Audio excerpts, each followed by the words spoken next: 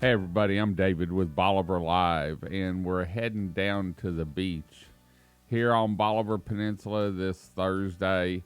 One thing I was watching, had made several trips down to the beach shooting some clips and I was talking to Chandra about it a couple weeks ago. Is we were talking about the different pilings, and I noticed, used to be you had the old telephone poles.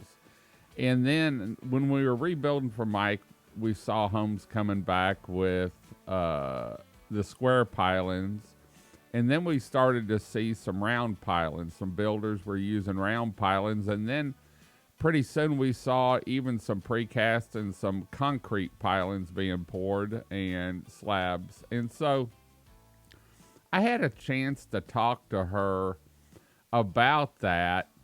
And it was interesting talking about friction and water disbursement and stuff on all these. And so let's go talk to her real quick about pilings and which is really the best piling if you have a beach house down here.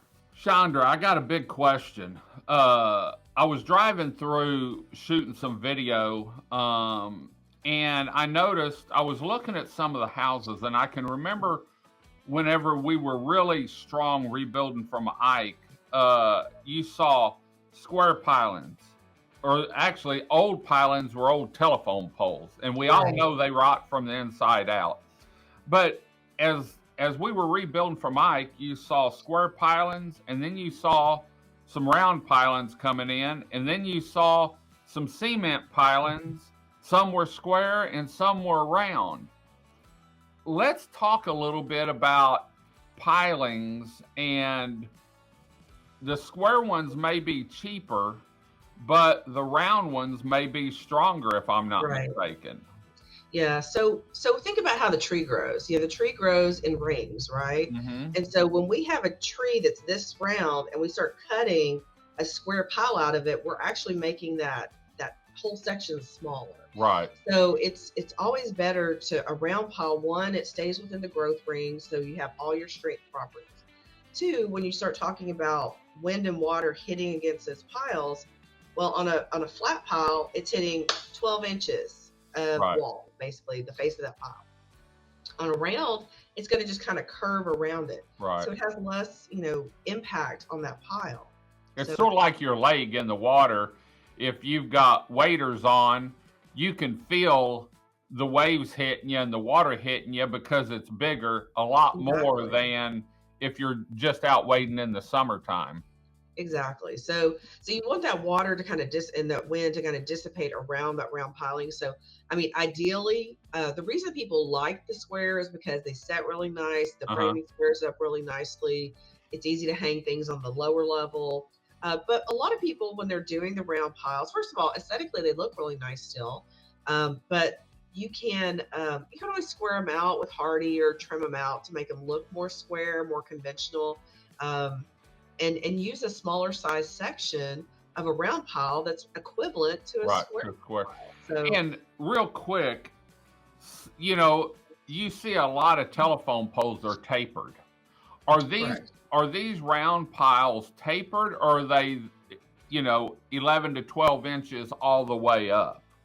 They have both. They have both kinds. So we do specify two kinds. They have what they call tapered piles, and then usually over a 10-foot section, you'll have a 1-inch diameter drop. Okay. So for a 20-foot pile, you'll have 2 inches of change in that diameter. But so you may go from a 14 to a 12 or a 14 to a 10 over a pretty good period. But then you talk about they have what they call gun barrel piles, which is they lathe them to a continuous diameter. Right. And you can tell them exactly. You can tell them 11 and a half inches. You can tell them, whatever you need. Whatever you need, they will lathe it to that diameter. So it's really nice because you have a lot more control, but you also have to have a big enough tree to get that continuous diameter all the way. Now, the perfect here, and I'm just giving you my opinion. To me, with what you just said, the perfect pile would be a round cement piling. Is that the perfect piling? Yeah, we didn't really talk about the difference between concrete and cement, or concrete piles and wood piles. But concrete piles do have a lot more strength properties than wood piles. The biggest challenge that we have with using concrete piles is on the beachfront, because you don't have fibercrete. Right. And those piles, if you get a pre-stressed concrete column, it has to, those are expensive, because they have to be completely made off site and driven.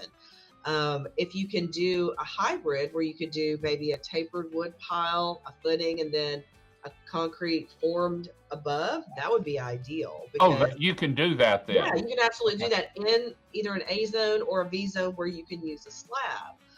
If it's a V zone where you have to only use fibercrete, then you can't, because that pile has to be tie it in on its own. That's right. So yeah, concrete's fantastic. It's got great strength properties, but it is a lot more expensive. And then you have to look at the transition from that concrete pile to the stringer system.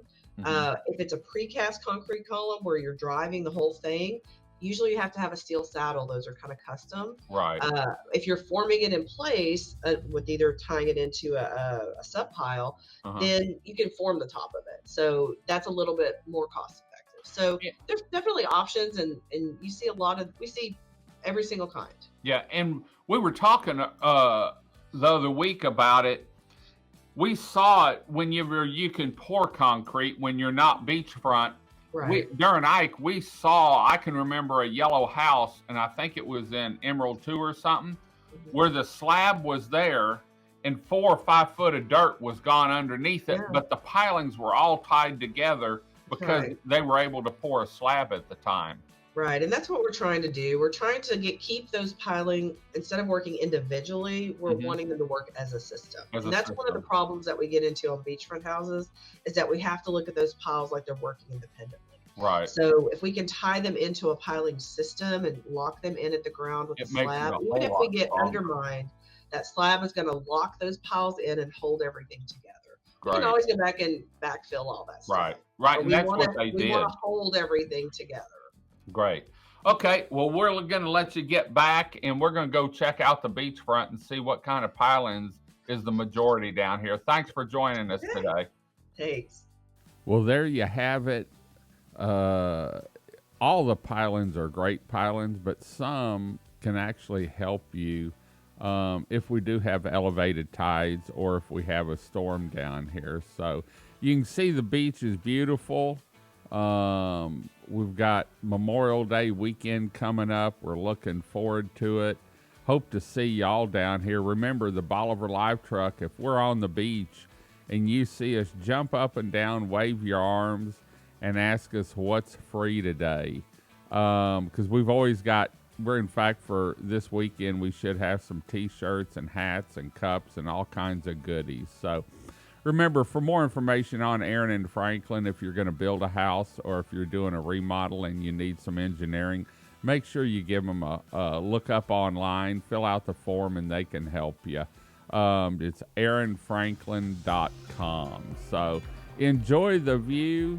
Come on down and explore our 27 miles of beachfront.